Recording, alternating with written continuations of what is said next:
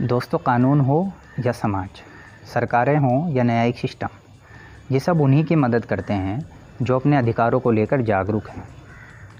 अगर आप भी अपने अधिकारों को लेकर जागरूक हैं या जागरूक होना चाहते हैं, या फिर आप चाहते हैं कि आपके अधिकारों का हनन ना हो और आपको अपने कानूनी अधिकार मालूम ना होने की वजह से कोई परेशान ना करे, तो ये चैनल आप ही के लिए है।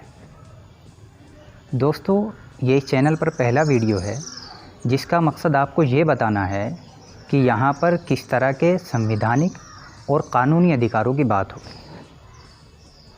आप वीडियो को लास्ट तक देखिए, चैनल को सब्सक्राइब करिए और बेल आइकन को दबाना मत भूलिएगा, ताकि जब भी मैं आपके लिए कोई नई कानूनी जानकारी लेकर आऊँ तो आप उसको मिस ना करें।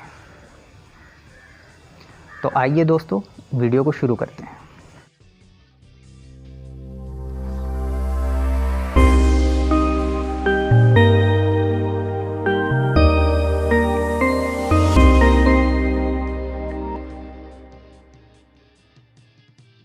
दोस्तों, आपको याद होगा अपने प्रधानमंत्री श्री नरेंद्र मोदी जी ने पार्लियामेंट के अंदर अपनी पहली स्पीच में कहा था कि मेरी सरकार का एक ही धर्म ग्रंथ है, संविधान।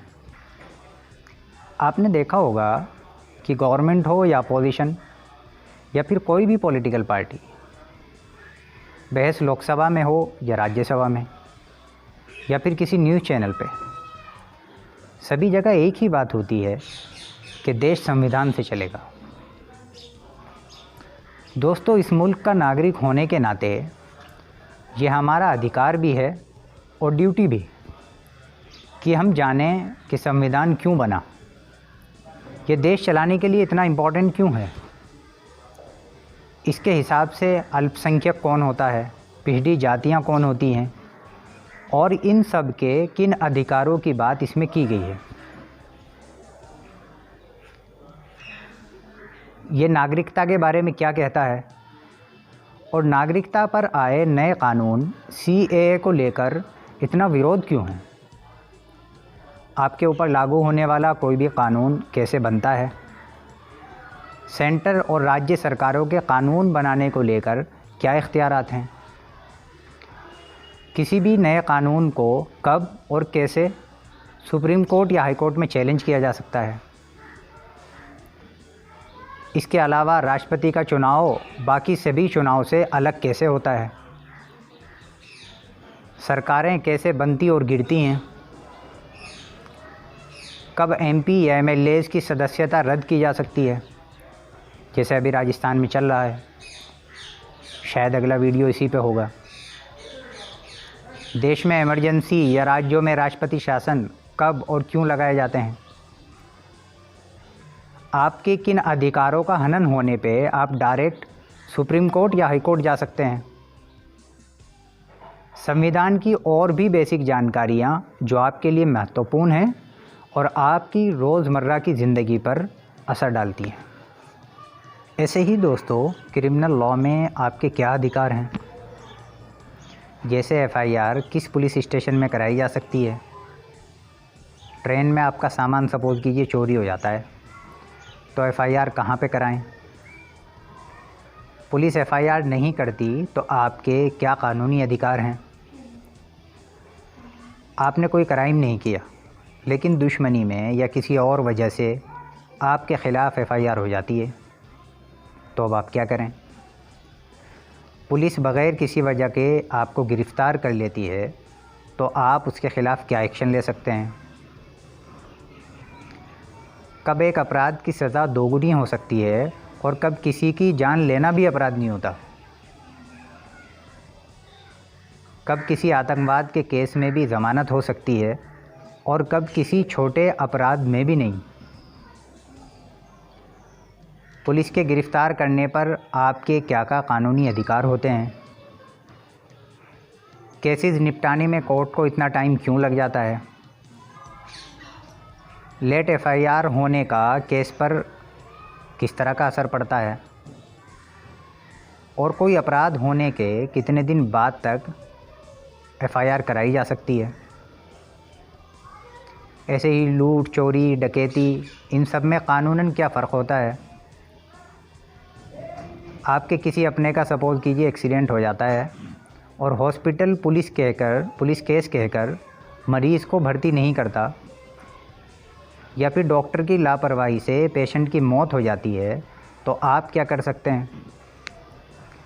ऐसे ही आपने डॉक्टर के साथ सपोज़ कीजिए बदतमीज़ी की या उसके काम में बाधा डाली, तो आपके ख़िलाफ़ भी एक्शन हो सकता है, ये भी आपको मालूम होना चाहिए। कोर्ट में फ़ैसला सपोज़ कीजिए आपके ख़िलाफ़ आता है, तो आप इसको कब, कहाँ और कितने दिनों में चैलेंज कर सकते हैं। और दोस्तों, ऐसी ही बेसिक जानकारियाँ जिनके बारे में आपको ज़रूर अवेयर होना चाहिए। ऐसे ही दोस्तों बात होगी आपके उन अधिकारों की भी जो सिविल लॉ में दिए गए हैं, जैसे केस कहाँ पे फाइल करें। अब मान लीजिए आपका प्रॉपर्टी के बारे में झगड़ा है। प्रॉपर्टी है दिल्ली और नोएडा में, आप रहते हैं लखनऊ में, दूसरी पार्टी रहती है गुड़गांव में, तो अब आप केस कहाँ पे फाइल कर सकते हैं? आपने कोई बिल्डिंग बनाने का सपोज़ कीजिए ठेका दिया था, ठेकेदार को कंस्ट्रक्शन को पूरा होने से पहले कोई और बड़ा काम मिल जाता है और वो आपका काम छोड़कर चला जाता है। अब आप उसके ख़िलाफ़ क्या लीगल एक्शन ले सकते हैं?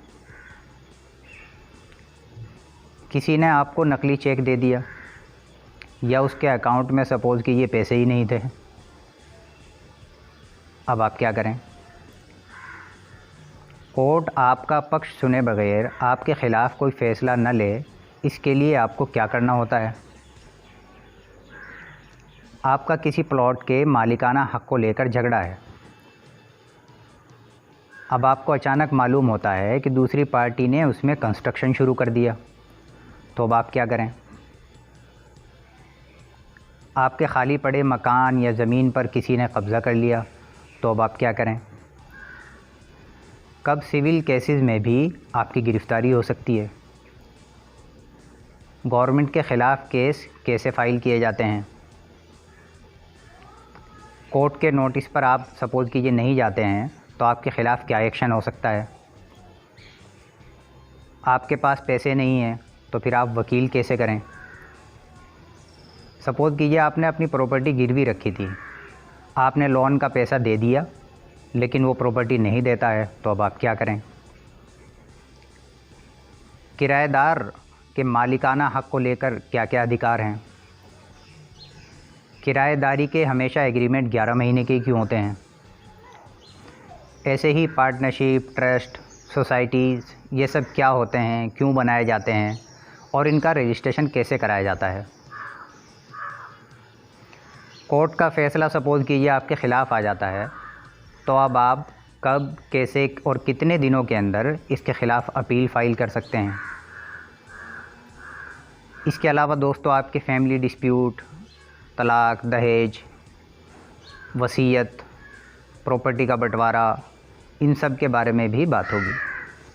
और ऐसे ही दोस्तों बात होगी करंट लीगल इश्यूज़ पे भी, जैसे कोविड-19 पेंडेमिक के बाद आए कुछ नए कानून, विकास दुबे की प्रॉपर्टी का डिमोलिश किया जाना या उसका इनकाउंटर किया जाना,